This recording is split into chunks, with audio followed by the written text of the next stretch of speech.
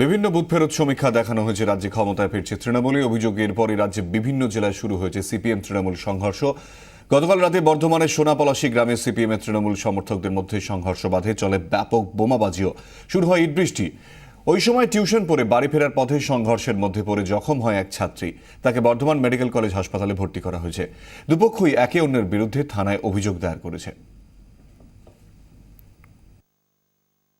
টিভিতে দিয়েছে যে তৃণমূল আসছে, সেই জিতে গেছে, সেই জন্যই বম ফুটাচ্ছে।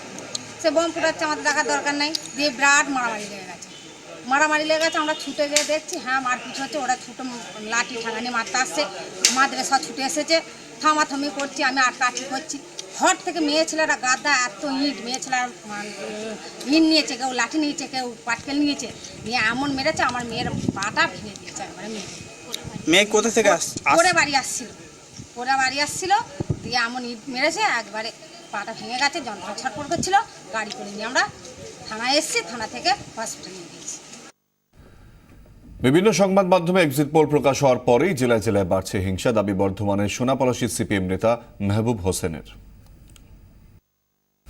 বিভিন্ন চ্যানেলে পোস্ট এক্সিট পোল দেখানোর পরে তৃণমূলীরা খুব উৎসাহিত হয়ে ওরা ওই বম টম ফাটাতে শুরু করে। এবং এটা ওই পলাশী হচ্ছে পশ্চিম হাজরাপাড়া, সেখানে ওই আমাদের সমর্থক যারা তাদের বাড়ি লক্ষ্য করে এসব পটকা বোম ছোড়া হয়। তাতে করে হচ্ছে যে একজনের শাড়ি পুড়ে যায়, একটা বাচ্চা ছেলে হচ্ছে গেঞ্জি পুড়ে যায়। এতে হচ্ছে পাড়ার মানুষ তারা জোটবদ্ধ হয়ে হচ্ছে প্রতিরোধ করে। সঙ্গে সঙ্গে হচ্ছে তৃণমূলীরা তারা লাঠি ঠ্যাঙ্গা নিয়ে বেরিয়ে আসে। বেরিয়ে আসার পরে গোটা পাড়ার মানুষ তারাও হচ্ছে যে ওই লাঠি ঠ্যাঙ্গা আলাদাকে তাবড়া করে, আর কি তৃণমূলকে তাবড়া করে। এরাও পাল্টা লাঠি ঠ্যাঙ্গা বার করে তাবড়া করে। এবং তখন হচ্ছে ওরা পেঁচিয়ে যায়। পেঁচিয়ে যাওয়ার পরে হচ্ছে যে ইট এলাকাতারি ইট টিট ছুটতে শুরু করে। এবং তাতে করে হচ্ছে ওই ছাত্রীটা পড়ে আসছিল, ওর গায়ে হচ্ছে ইট টিট লাগে এবং সে হচ্ছে জখম হয়, পরে হচ্ছে হসপিটালে চিকিৎসা করায়। এবং এই ঘটনার হচ্ছে যে আমরা নিন্দা করছি যে চারিদিকেই এই ধরনের ঘটনা ঘটানোর একটা চেষ্টা চালাচ্ছে টিএমসির পক্ষ থেকে অতি উৎসাহিত হয়ে। আমরা এই ঘটনা নিন্দা করছি।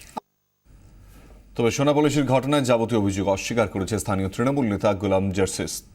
এক্সিট পোলের পরই এই উত্তেজনার নিন্দা করেছেন তৃণমূল নেতা।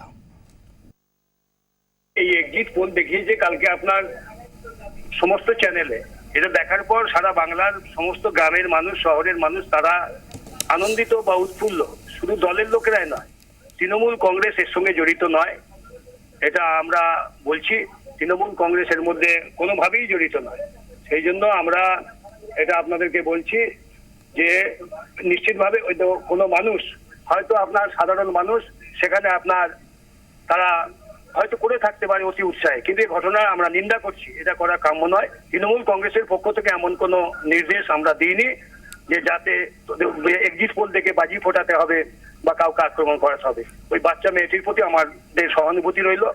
আমরা নিশ্চিতভাবে তাকে যারাই আঘাত করে থাকুক, আমরা এর জন্য দুঃখ প্রকাশ করছি। আমরা বেদনা বা ব্যথাতুর হৃদয়ে তার সুস্থতা কামনা করছি।